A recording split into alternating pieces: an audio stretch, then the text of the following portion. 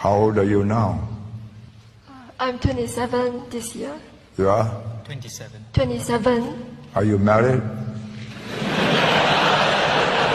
No. You are doing a PhD?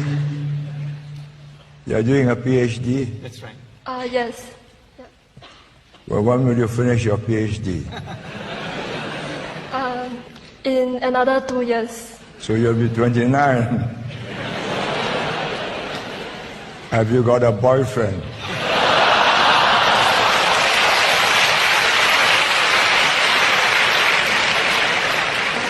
No. Well, the childbearing years are about 35.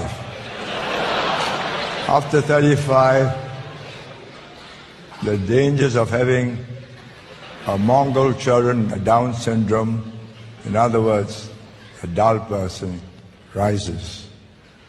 So my advice is, please don't waste time.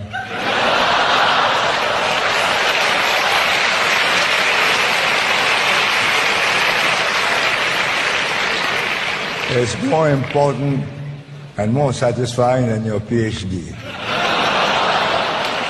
But good luck to you. I hope you get your PhD and your boyfriend.